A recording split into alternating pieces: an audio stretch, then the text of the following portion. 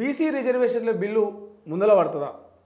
స్థానిక సంస్థల ఎన్నికల్లో 42% బీసీలకు సీట్లు కేటాయిస్తామని చెప్పేసి కాంగ్రెస్ ప్రభుత్వం చెప్పింది. మరి అది పార్లమెంట్లో ఆమోదం పొందుతుందా? న్యాయపరమైన చిక్కులు ఏమైనా వస్తాయా అనే విషయం మీద రాష్ట్రం అంతా కూడా చర్చ జరుగుతూ ఉంది. ఈ కులగణన మరోసారి చేయాలి, తప్పుల తడకగా ఉందని చెప్పేసి కొన్ని ఆరోపణలు, కొన్ని వాదనలు వస్తూ ఉన్నాయి. దీని గురించి మాట్లాడడానికి మనతో పాటు బీసీ సంఘం జాతీయ నాయకులు, బీజేపీ ఎంపీ, రాజ్యసభ సభ్యులు ఆర్ కృష్ణ మనతో ఉన్నారు. అన్న నమస్తే.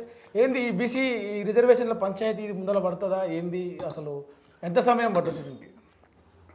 కాంగ్రెస్ పార్టీ కామారెడ్డి డిక్లరేషన్, ఎన్నికల మేనిఫెస్టో, మేము అధికారంలోకి వస్తే 42% లోకల్ బాడీ రిజర్వేషన్లు పెడతామని చెప్పి హామీ ఇచ్చారు. గతం లోపల సుప్రీంకోర్టు తీర్పు ప్రకారం 34 ఉంటే దాన్ని 20కి తగ్గించారు గత ప్రభుత్వాలు. ఈయనేమన్నాడు, మేము దాన్ని మళ్ళీ 42కి వేస్తామని చెప్పి మాట ఇచ్చాడు. బీసీలందరూ దానికి ఆకర్షితులయ్యారు.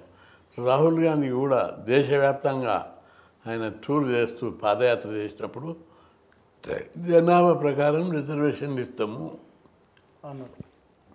విద్యా ఉద్యోగుల పాటు స్థానిక సంస్థలు ఇస్తామని చెప్పి ప్రకటించారు. దాంతో ప్రజలందరూ నమ్మారు. అరే మా వాళ్ళు ఎమ్మెల్యేలు అవుతారు, ఎంపీలు అవుతారు, మంత్రులు అవుతారు, ముఖ్యమంత్రి అవుతలేరు, కనీసం సర్పంచ్లు అవుతాం మేము మా పరిస్థితికి తగ్గట్టు అని చెప్పి దాంతో ఇన్స్పైర్ అయ్యి అందరు కాంగ్రెస్ వైపు ఒక చూపిండ్రు, గెలిపించారు. గెలిచిన తర్వాత వాళ్ళు జరంటా ముందు అవుతున్నారు, పెంచుదామా వద్దా, పెంచుదామా వద్దా అని. బీసీ సంఘాలన్నీ ఉద్యమాలు చేయడంతో భయపడిపోయారు. పెంచక తప్పదు, అనివార్యమని చెప్పి భయపడి పెంచడానికి చర్యలు తీసుకున్నాం. పెంచాలంటే జనాభా లెక్కలు తీయాలి, కులాల వారిగా. కులాల లెక్కలు తీస్తామని ఎన్నికల మేనిఫెస్టో చెప్పారు. కులగణన అది ప్రాపర్గా జరిగిందా అన్న? వాళ్ళు ఒరిజినల్ లెక్కలు అనుకోవచ్చు. కులగణన ప్రాపర్గా జరగలేదు. వీళ్ళ పాటించిన విధానం, ప్రక్రియనే తప్పుంది. ఓకే, ఎట్లా అంటే కులగణన చేసేటప్పుడు మొత్తం ఎంటైర్ గవర్నమెంట్ మిషనరీ, ప్రభుత్వ యంత్రాంగం, ప్రభుత్వ ఉద్యోగులను ఇన్వాల్వ్ చేయాలి. వీళ్ళు ఎక్కడ చేసిన పార్ట్ టైం మనుషులను పెట్టి, టీచర్ అవుట్ సోర్సింగ్ వాళ్ళని పెట్టి సర్వే చేయించారు. వాళ్ళు చాలా ఇళ్ళకి పోలేదు. 5 అర్బన్ ఏరియాలు అయితే చాలామంది వలస పోయిన వాళ్ళు ఉంటారు, అక్కడ జాబ్లో పోయిన వాళ్ళు ఉంటారు. వాళ్ళని సర్వే చేయలేరు, వాళ్ళ డీటెయిల్స్ తెలుసుకోలేదు. రెండవది, ప్రభుత్వానికి చిత్తశుద్ధి లేదని కూడా తెలుస్తుంది.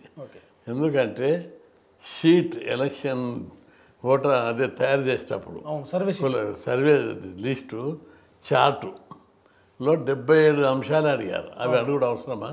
బ్యాంకు ఖాతాలు ఎంత ఉన్నాయి, ఆస్తులు ఎంత ఉన్నాయి, కుటుంబ సభ్యులు ఎంత, భార్యలు ఎందరు, ఇది సిగ్గుదప్పిన ప్రభుత్వం గిట్లా అడిగేది.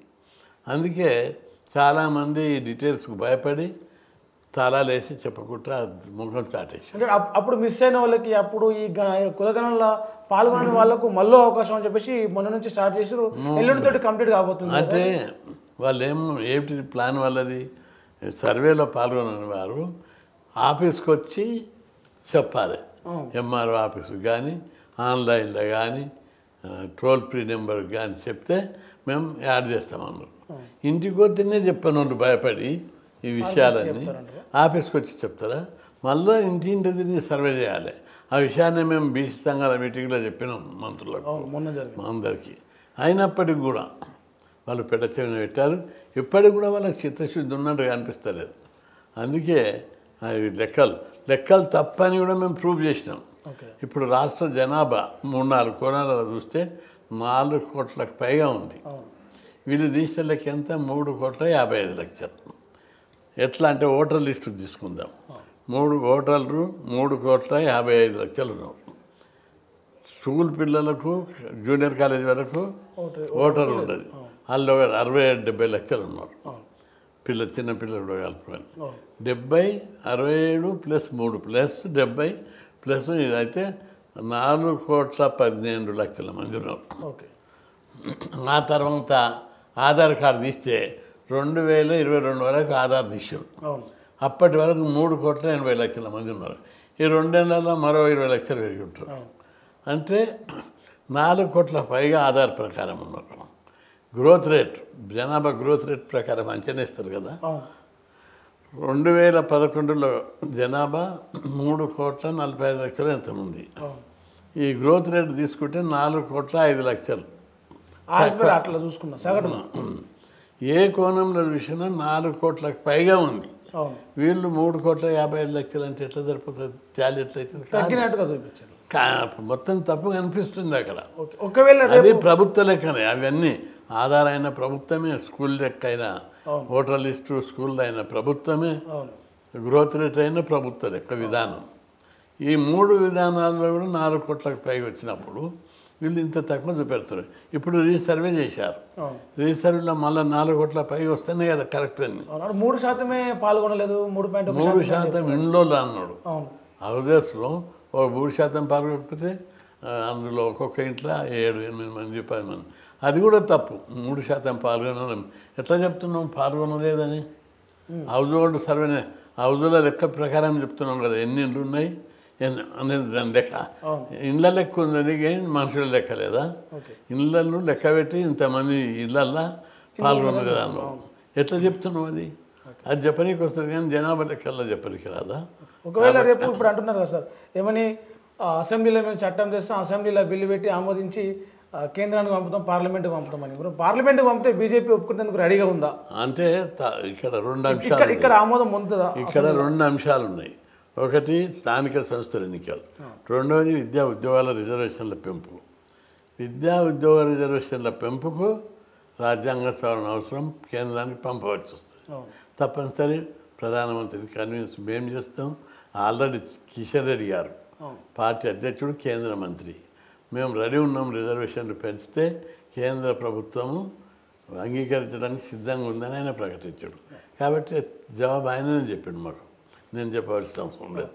రెండవది స్థానిక సంస్థలు కూడా రిజర్వేషన్ల పెంపుపై రాజ్యాంగంలో స్థానిక సంస్థల గురించి 73-74 రాజ్యాంగ సవరణ జరిగినప్పుడు 241, 42 ఆర్టికల్ని చేర్చారు.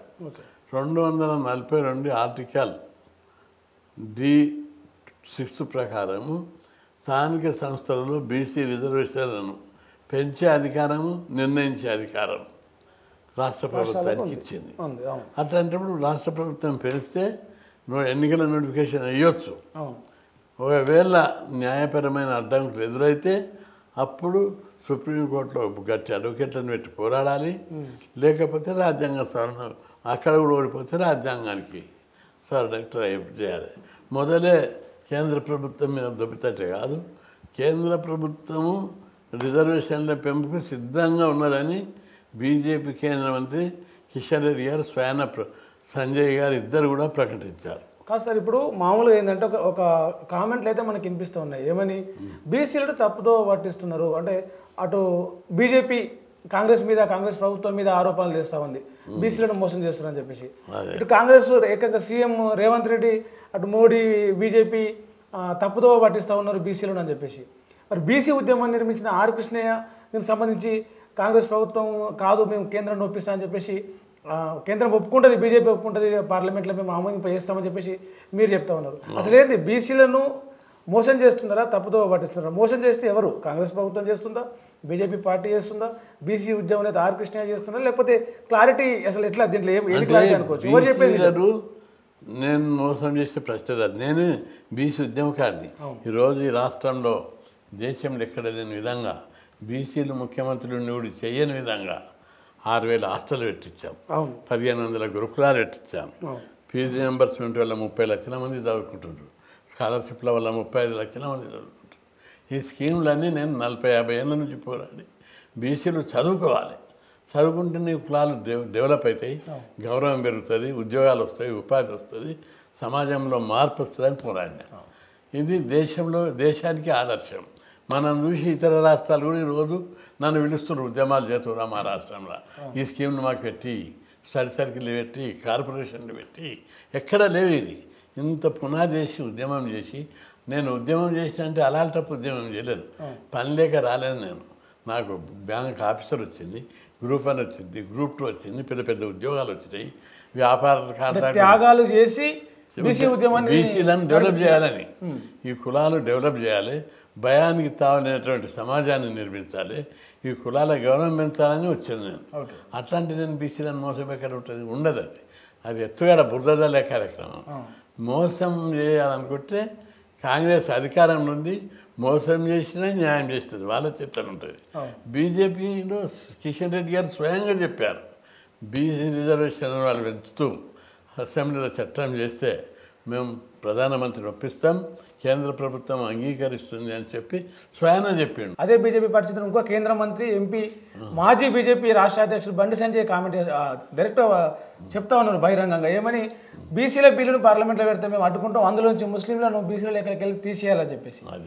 అదేం చిక్కుముడి, దానికి అసలు అది అక్కడ సమాధానం ఉందా? అది బీజేపీ పాలసీ అది, ముస్లింలను చేర్చొద్దని. ముస్లింలు దాని విషయంలో సుప్రీంకోర్టులో కేసులు ఉన్నాయి, అది వెళ్తుంది. అది పెద్ద సమస్య కాదు. తప్పనిసరి కేంద్ర ప్రభుత్వం, కిషన్ రెడ్డి గారు, సంజయ్ గారు బీసీలకు అనుకూలంగా ఉన్నారు. సంజయ్ గారు చాలా బీసీలకు అన్యాయం, బీసీల గురించి కొట్లాడేటతను. రెండవది, కేంద్రంలో పార్టీలో ప్రముఖ స్థానంలో ఉన్నటువంటి డాక్టర్ లక్ష్మణ్ కూడా బీసీ. తప్పనిసరి బీసీలకు అనుకూలంగానే బీజేపీ ప్రభుత్వం నిర్ణయం తీసుకుంటుంది. అంటే ఇప్పుడున్న పరిస్థితులలో ఈ బీసీ రిజర్వేషన్లు, ఈ కులగణన అనేది ఒక తేనెతిట్ట లాంటిది. బీజేపీ ఆ తేనెతిట్టలను కదిలిస్తుందా, ఆ సాహసం చేస్తుందా? ఇప్పుడు తెలంగాణలో కనుక ఆమోదిస్తే మిగతా రాష్ట్రాలలో కూడా ఈ డిమాండ్ పెరుగుతుంది, వస్తుంది. ఆ తేనెతిట్టను కదిలించే సాహసం, ధైర్యం బీజేపీ పార్టీ బీసీల పార్టీ. ఎందుకంటే స్వయాన బీజేపీ లేదు, మనువాద పార్టీ, బ్రాహ్మణవాద పార్టీ అంటారు. తప్పది. అంటే ఒక్క BC Congress party, Janata party, అనేక పార్టీలు ఈ దేశాన్ని పరిపాలించినాయి. ఒక్క పార్టీని బీసీని ప్రధానమంత్రిని చేసినా చేయలేదు. బీజేపీ పార్టీ బీసీని ప్రధానమంత్రి చేసింది. అది అత్యంత పేద వర్గాల నుంచి వచ్చిన ఆయన చేసింది, గాంధ కులం, వృత్తి కులంలో నుంచి వచ్చిన ఆయన. అంతేకాదు, రైల్వే ప్లాట్ఫామ్ చిన్నప్పుడు ఛాయమినాయన తెచ్చి ప్రధానమంత్రిని చేసింది. అంతేకాదు, ఉపరాష్ట్రపతిని బీసీని చేసింది, రాష్ట్రపతిని గిరిజన మహిళని చేసింది. మొత్తం ఎక్కడున్నారు పాపరాలు కోమంటారు, లేడున్నారు.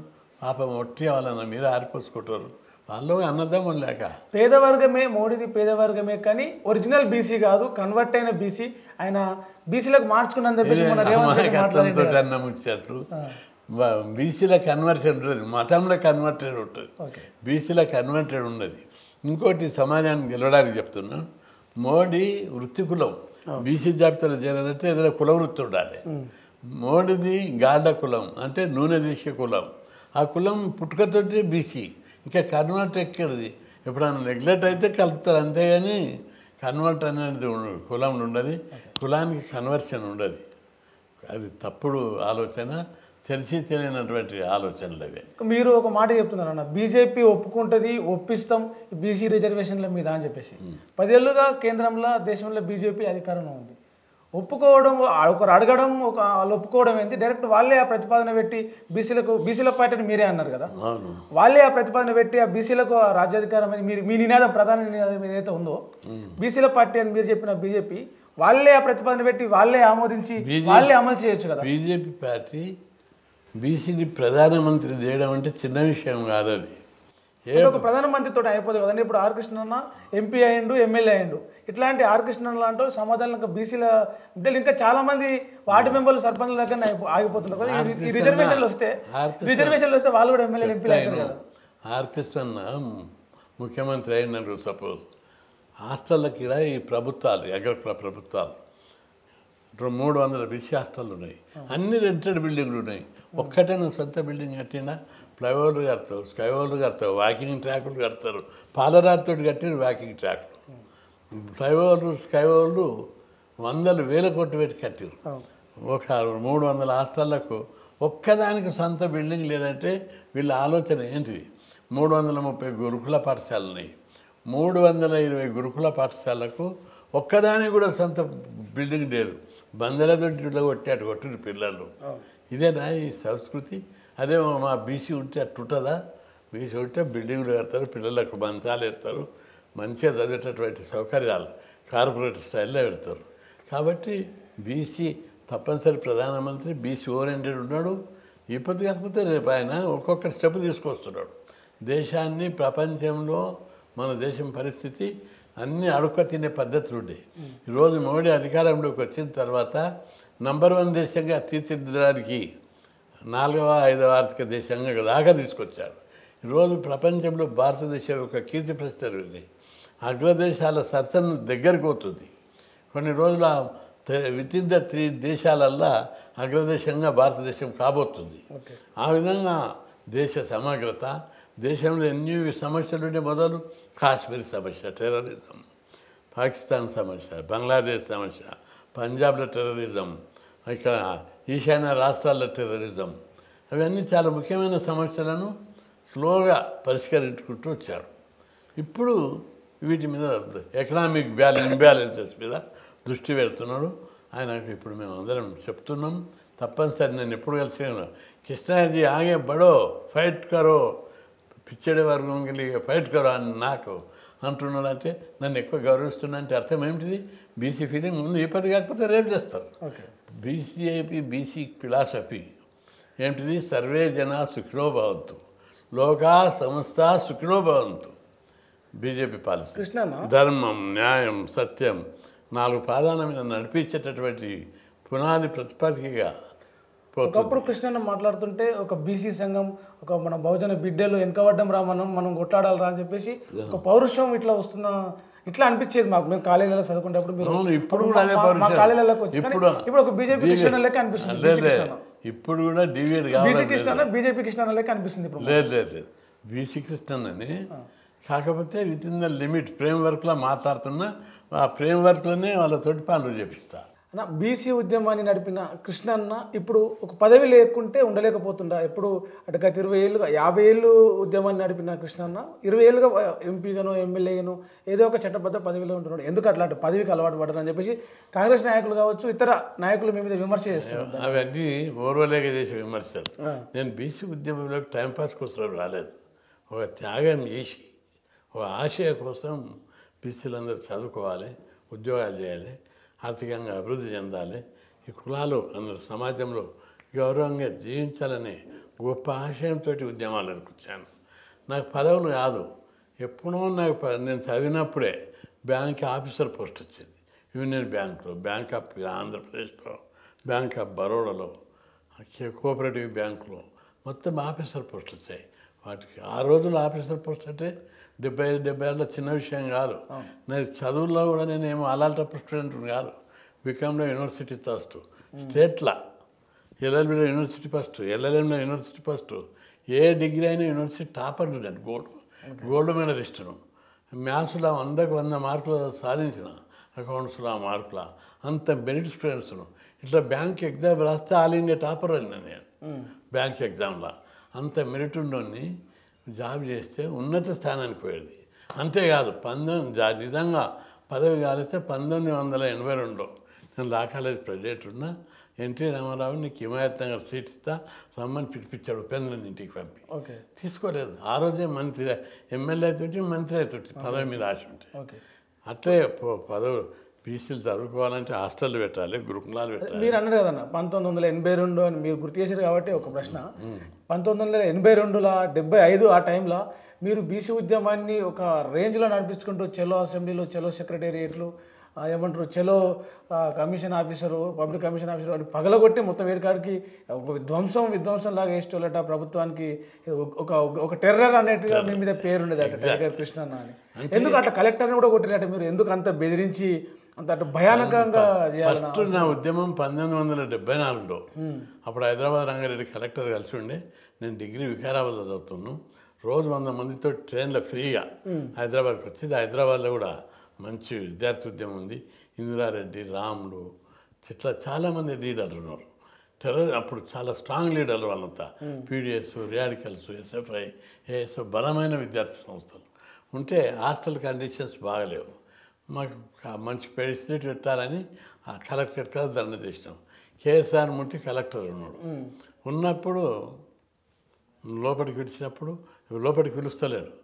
పిలవకపోతే పిల్లలంతా రెచ్చిపోయి లోపలికి పోయి విధ్వంసం సృష్టించి పడగొట్టి కలెక్టర్ మీద చేసుకున్నారు. నేను కలెక్టర్ కొట్టేటప్పుడు ఆపినా, నేను కొట్టలేదు. అందరూ బ్లేమ్ నాకు వచ్చింది కానీ కలెక్టర్ని కొట్టిండు అని. నేను కలెక్టర్ కొట్టడాన్ని ఆపిన. అప్పుడు వెంటనే 25 మంది మీద కేసు పెట్టిర్రు, జైలుకి పంపిర్రు. నేను తప్పించుకొని పోయినా. ఆ తర్వాత నా మెరిట్ చూసి కేఎస్ఆర్ మూర్తి మంచి ఆశయం కోసం కొట్లాడుతుండు, మెరిట్ పిల్లగాడు, లెక్చరర్లు ప్రొఫెసర్ అంతా చెప్పిన మా కాలేజీలో, సార్ ఆయన ఐఏఎస్ వస్తుంది మంచి ఇంటెలిజెంట్ అని చెప్తే కేసు పెట్టింది, విత్డ్రా చేసుకున్నారు. ఓకే, అంత చరిత్ర. అంతేకాదు హాస్టల్లో అప్పుడు ఎన్ని ఉండే 1978 దాకా 600 ఎస్సీ హాస్టళ్ళు ఉన్నాయి, 50 బీసీ హాస్టళ్ళు ఉన్నాయి. పిల్లలు చదువుకునే రోజు చాలామంది ఉన్నారు.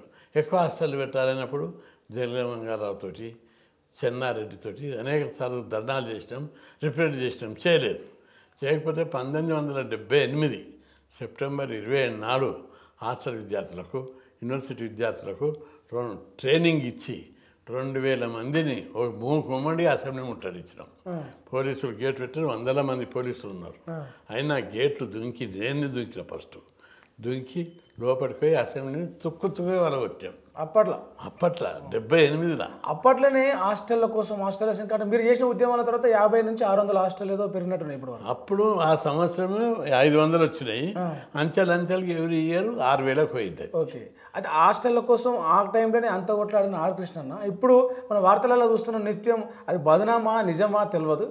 పిల్లలు వాంతులు చేసుకుంటున్నారు, దవాఖానాలో జాయిన్ అవుతున్నారు, పాములు కలిసి చచ్చిపోతూ ఉన్నారు. అదే మీరు ఏదైతే గురుకుల హాస్టల్ కోసం బీసీ హాస్టల్ కోసం కొట్టారో అవే హాస్టల్లో. మరి ఎందుకు హాస్టల్ మీద ఇప్పుడు ఎందుకు కృష్ణ మాట్లాడతలేదు? ఇప్పుడు నేను హాస్టల్ మీరు కదిలితే కొంచెం సమస్య పరిష్కారం అంటే అందులో ఈ సమస్య ఎప్పటికి ఉండేది. అనారోగ్యం పాలయ్యేది, హాస్పిటల్లో చేరేది, పాములు కలిసేది ఎవ్రీ ఇయర్ జరుగుతూనే. ఈ మధ్య టీఆర్ఎస్ వాళ్ళు ఎక్కువ శ్రద్ధ తీసుకున్నారు హాస్టల్ని చూసుడు, పిల్లల బాగోగులు చూసుడుతోటి. వాళ్ళ వల్ల మీడియా ఎక్స్పోజర్ ఎక్కువైంది. ఇది రొటీన్ ఉండేది అది. కాకపోతే నేను ఎప్పటికప్పుడు కొట్లాడుతున్నా. నేను మీడియాలో చెప్తే ఎక్స్పోజ్ కాదు, పార్టీలు పెద్ద పార్టీలు కాబట్టి వాళ్ళు చెప్తే ఎక్స్పోజ్ ఎక్కువవుతుంది. ఇది పెద్ద సమస్యని సమాజం దృష్టికి, ప్రభుత్వం దృష్టికి వచ్చింది. అది మంచి పరిణామమే, దాన్ని నేను వ్యతిరేకించడం లేదు. అయితే ఈరోజు ఈ రాష్ట్రంలో బీసీ కులాలు, ఎస్సీలు, ఎస్టీలు ఎక్కువ సంఖ్యలో జరుగుతున్నారు. మీరు ఊళ్ళకు ఉండి గ్రామాలకు ఒక 50 ఏళ్ళ కింద చదివేటోడు ఊరికొక్కడు ఉండే, ఇప్పుడు ఇంటికి ఒక్కరు ఉన్నారు. ఎట్లా గుడిసెలో పుట్టినాడు కూడా ఇంజనీరింగ్ చదువుతాడు. ప్రతి ఇంట్లో డిగ్రీ చదివేటోళ్ళు ఉన్నారు, ప్రతి ఇంట్లో ఆడపిల్లలు మగపిల్లలు డిగ్రీ చదివేటోళ్ళు ఉన్నారు. ఇవన్నీ నేను పెట్టించి పోరాడిన హాస్టళ్ళు, గురుకులాలు, ఫీజు రియంబర్స్మెంటు, స్కాలర్షిప్ల వల్ల ప్రతి ఒక్కరు చదువుకుంటాం. దీనికి ఒక ఎజెండా ఉన్నది, పొలిటికల్ ఎజెండా కాదు. నా జాతి చదువుకోవాలి, గౌరవంగా బతకాలి, పేదరికం నుంచి విముక్తి కావాలని పోరాడి ఇవన్నీ పెట్టించిన. ఏదైతే మీ ఆశయం ఉన్నదో బీసీలు ఆత్మగౌరవంతో బతకాలి, మంచి స్థానంలో ఉండాలి, పదవులలో ఉండాలి, చట్టసభలలో ఉండాలని మీరు పోరాడి చేసిన మీ ఆశయం దానికి తగ్గట్టుగా ఇప్పుడు అన్ని పార్టీలు, ఇప్పుడు మీరు పనిచేస్తున్న బీజేపీ పార్టీతో సహా కాంగ్రెస్, బీఆర్ఎస్, ఇతర దేశవ్యాప్తంగా కూడా అన్ని పార్టీలు బీసీ నినాదాన్ని ఎత్తుకున్నాయి. అంటే బీసీలను ఒక్కటైతుంది ఈ క్రమంలో బీసీ నినాదం ఎత్తుకోవడం ఎట్లా చూడొచ్చు అంటే వీళ్ళని మళ్ళీ విచ్ఛిన్నం చేసి మళ్ళీ పెద్ద కులాలకు సంబంధించిన ఎవరైతే అంటున్నారో వాళ్ళే దీన్ని ట్రాప్ చేస్తున్నారా, లేక బీసీల ఐక్యత కాకుండా నిజంగా బీసీలు ఏకమవుతున్నారనే భయంతో ఈ పార్టీలన్నీ బీసీ నినాదం ఎత్తుకున్నాయి. మేము చేసిన సుదీర్ఘ పోరాటాల వల్ల ఒకటి, ఈ పోరాటాల వల్ల వచ్చిన ఫలితాలు హాస్టల్లో లక్షల మంది, గురుకులాలలో 8 లక్షల మంది ఏటా చదువుతున్నారు 2 తెలుగు రాష్ట్రాలు. అదేవిధంగా ఫీజు రియంబర్స్మెంట్ 30 లక్షల మంది, స్కాలర్షిప్లు అందరికీ వస్తున్నాయి, ప్రతి ఒక్కరు చదువుకున్నారు. దీంతో బీసీలకు గతంలో జరిగిన అన్యాయాన్ని, చైతన్యాన్ని, బీసీలకు జరుగుతున్న అన్యాయాన్ని గుర్తించి చైతన్యం పొందుతున్నారు. ఈ చైతన్యము తిరుగుబాటుకు వస్తుంది. ఈ బీసీ వాదం పెరిగింది. దీంతో ప్రజలందరూ కూడా, పార్టీలన్నీ కూడా బీసీలలో చైతన్యం పెరిగింది. వాళ్ళని మనం రాజకీయంగా తొక్కలేము, విద్యా ఉద్యోగాలలో తొక్కలేము, వాళ్ళ వాట వాళ్ళకి ఇస్తామనే దిశగా వాళ్ళు ఆలోచిస్తున్నారు. అందుకే బీసీ 76 ఏళ్ళు అయింది ఈ రాష్ట్రానికి, ఉమ్మడి రాష్ట్రం తెలంగాణ కాదు. ఒక్కడన్నా బీసీ చీఫ్ మినిస్టర్ అయిందా? కాదు. బీసీ చైతన్యం లేనటువంటి అనేక రాష్ట్రాల్లో బీసీలు ముఖ్యమంత్రి అయ్యారు. కర్ణాటకలో 10 మంది అయ్యారు, తమిళనాడులో మొత్తం వాళ్ళే, మధ్యప్రదేశ్లో అయ్యారు, ఛత్తీస్గఢ్లో అయ్యారు, రాజస్థాన్లో అయ్యారు, ఉత్తరప్రదేశ్, బీహార్లో అయితే రెగ్యులర్గా అవుతుంది. కానీ ఇంత చైతన్యం ఉన్న తెలంగాణ ఉమ్మడి రాష్ట్రంలో ఎందుకు కాలేకపోయారు? అనేక మందికి బీసీ ముఖ్యమంత్రి అయ్యే అవకాశం వస్తే కూడా ఈ పార్టీలు ఇవ్వలేదు అవకాశం. కాంగ్రెస్ పార్టీ హనుమంతరావు కానీ, డి శ్రీనివాస్కు, జగన్నాథరావు మాణిక్యరావు గారికి ఉద్దండులైన బీసీ నాయకుడు అవును. వాళ్ళు చీఫ్ మినిస్టర్కి పోటీ పడ్డారు, కానీ వాళ్ళకు చీఫ్ మినిస్టర్ అవకాశం ఉంది. ఇప్పుడు బీజేపీ కూడా మా అభ్యర్థి మాది బీసీల పార్టీ మీరు కూడా చెప్పారు ఇందాక బీజేపీ అంటే బీసీల పార్టీ అని. బీజేపీ పార్టీ బీసీ ముఖ్యమంత్రి అని చెప్తా ఉంది. అటు బీఆర్ఎస్ కూడా బీసీని నినాదం ఎత్తుకుంది. కాంగ్రెస్ కూడా బీసీ రిజర్వేషన్ 42%. రేపు రాబోయే సీఎం రాబోయే ప్రభుత్వంలో బీసీఏ ముఖ్యమంత్రిగా ఉంటారని చెప్పేసి పీసీసీ చీఫ్ మహేష్ కుమార్ గౌడ్ ప్రకటన చేసిండు. సో ఇప్పుడు మీరు బీజేపీలో ఉన్నారు కాబట్టి బీసీ ఉద్యమాన్ని ఇంత బలంగా నిర్మించారు. ఒక కృష్ణన్న అంటే బీసీ సంఘం బీసీ నాయకుడు అనేది మీ మీద ఒక ముద్ర ఉంటుంది. రేపు తెలంగాణలో మేము అధికారంలోకి రాబోతున్నాం, మేమే వస్తున్నాం, ప్రజలు బీజేపీని కోరుకుంటున్నారు అని చెప్పేసి బీజేపీ నాయకులు చెప్తా ఉన్నారు. ఒకవేళ నిజంగా బీజేపీ ప్రభుత్వం వస్తే కనుక కృష్ణన్న ముఖ్యమంత్రి అవుతాడా? కృష్ణన్నని కాదు, బీజేపీ పార్టీ ఓ సిద్ధాంత భూమికి ఉన్నటువంటి పార్టీ. వాళ్ళు అనేక అంశాలను పునాదుగా తీసుకుంటారు. ఆనెస్ట్ ఉండాలి, పనిచేసి ఉండాలి, జాతి కోసం పోరాడాలి, దేశభక్తి ఉండాలి, జాతీయత ఉండాలి, అనేక అంశాలను ఇవన్నీ కృష్ణన్న లేవా ఉన్నాయని మేము అంటే అనుకుంటున్నాం. అధిష్టానం ఆలోచించి ఎవరన్నా ఉన్నోళ్ళదన్నా good person best person select చేస్తారు. దానికి ముందే మనం ఊహించుకోవడానికి వీల్లేదు, కాలం నిర్ణయిస్తారు. ముఖ్యమంత్రి అభ్యర్థిగా ఆర్ కృష్ణన్నని బీజేపీ పార్టీలో కనుక ఒక ప్రతిపాదన వస్తే అంటే అటు బీజేపీ పార్టీలో ఉన్న ఇతర బీసీ నేతలే కావచ్చు, ఇతర పార్టీల బీసీ నాయకులే కావచ్చు, హర్షం వ్యక్తం చేస్తారని చెప్పేసి బయట ఒక టాక్ నడుస్తుంది. దాన్ని ఏమంటారు మీరు? అటు అవకాశం వస్తే దాన్ని ఆ దిశగా ఉన్న ప్రయత్నాలు కూడా ఏమైనా చేస్తారా? నేను ప్రయత్నం చేయ పార్టీ ఏది ఆదేశిస్తే దాన్ని ఓపెన్ చేసి ఇంప్లిమెంట్ చేయడానికి సిద్ధంగా ఉన్నాం. ఓకే. అట్లా ఇంకోటి ఇప్పుడు ఎమ్మెల్సీ ఎలక్షన్లు అవుతున్నాయి. 3 ఎమ్మెల్సీ స్థానాలకు ఒక పట్టభద్రులు 2 టీచర్ ఎమ్మెల్సీ స్థానాలు అవుతున్నాయి.